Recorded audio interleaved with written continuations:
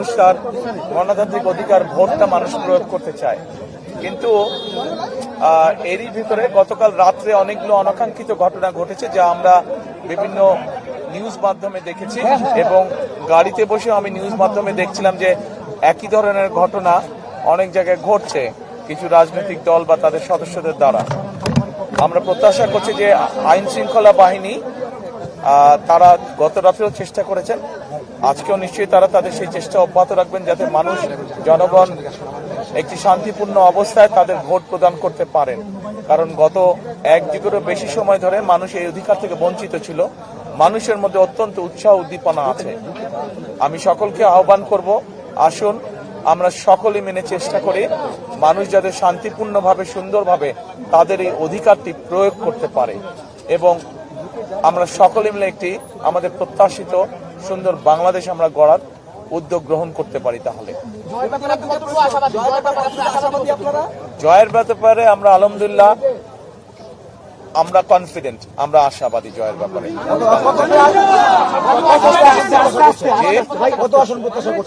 আমরা অন্তত এতটুকু অবশ্যই আসন প্রত্যাশা করছি যেখানে আমরা খুব সুন্দরভাবে দেশ পরিচালনা করতে সক্ষম হব। জাতীয় সরকার বা এবং কিছু হবে কিনা আমরা বলেছি যে আমরা যে সকল রাজনৈতিক দলকে একসাথে নিয়ে আমরা আন্দোলন সংগ্রাম করেছি, আমরা চাই আমরা কম বেশি সকলকে নিয়ে একসাথে। পদ্মা সেতু, মেট্রো রেল এবং এলিভেটেড এক্সপ্রেসওয়ে নির্মাণের গর্বিত অংশীদার বসুন্ধরা সিমেন্ট। দেশ পরিচালনা করতে সকালে বলছিলেন যে সারা দেশের খবর আপনার কাছে নেই। না, সারা দেশের খবর আমি এখনো পাইনি, আমি মাত্র অফিসে আসলাম।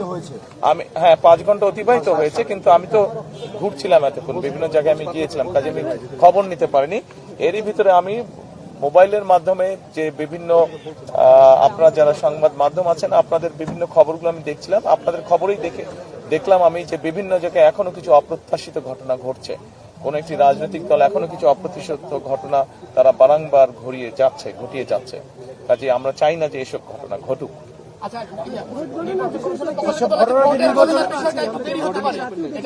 কেন ভোট গণনার ভিতরে আশঙ্কা?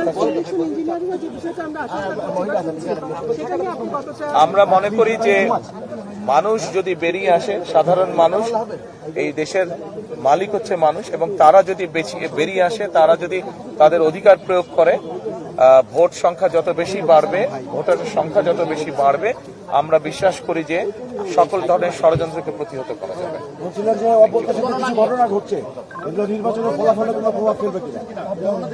এগুলা নির্বাচনে যারা এইসব ঘটনা ঘটাচ্ছে তাদের প্রতি তো মানুষের বিরূপ ধারণা হবে বলে আমরা বিশ্বাস করি, কারণ ঘটনাগুলো তো ভালো না। তারা তো বিভিন্নভাবে বিভ্রান্ত করার বা অনৈতিক কাজ করার তারা চেষ্টা করছে, কাজে তাদের প্রতি নিশ্চয়ই মানুষের বিরূপ ধারণা হবে।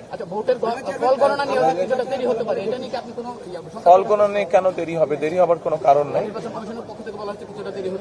কেন দেরি হবে? আমরা সমগ্র দেশের মানুষ যেখানে একটি দ্রুত তারা যা ভোট দিয়ে এসছে তার ফল তারা দ্রুতই চাইবে।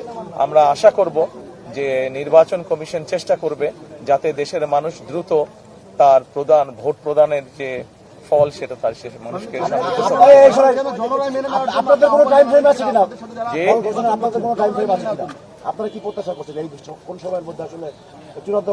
দেখুন, আমরা 91 সালে দেখেছি নির্বাচন, আমরা 96 সালে দেখেছি, 2001 সালে আমরা নিরপেক্ষ নির্বাচন দেখেছি। স্বাভাবিক একটি তো সাধারণ টাইম ফ্রেম তো আছে। আমরা প্রত্যাশা করব যে সেই টাইম ফ্রেমের মধ্যেই জনগণ রেজাল্ট জানতে পারবে। জনরায় মেনে নেওয়ার জন্য বাংলাদেশের সবসময় প্রেক্ষিতে যে হেরে যায় বলে নির্বাচন সুষ্ঠু হয়নি। আপনার জায়গা থেকে আপনারা জনরায় মেনে নেবেন কিনা, এবং যারা হেরে যাবে তাদেরকে মেনে নেওয়ার জন্য আহ্বান জানাবেন? নির্বাচন যদি সুষ্ঠু, নির্বাচন যদি নিরপেক্ষ হয়, নির্বাচন যদি বিতর্কিতহীন হয়, তাহলে অবশ্যই কেন মেনে নেব না, সব দলই আমরা মেনে নেব। কিন্তু অবশ্যই একটি শর্ত আছে যে নির্বাচন নিরপেক্ষ হতে হবে, নির্বাচন শান্তিপূর্ণ হতে হবে। আমরা যেসব অনাকাঙ্ক্ষিত ঘটনা দেখছি, যেভাবে মানুষকে বিভ্রান্ত করার চেষ্টা হচ্ছে, সেই এরকম বিষয় তো অবশ্যই মেনে নেওয়া যাবে না, কেউই মেনে নেবে না। আমার কাছে মনে হচ্ছে যে ভোটার উপস্থিতি আমি যতটুকু ঢাকা শহরের দেখেছি, আমার কাছে মনে হচ্ছে আলহামদুলিল্লাহ মানুষ অত্যন্ত উৎসাহ ভরে তার ভোট প্রয়োগ করতে যাচ্ছে।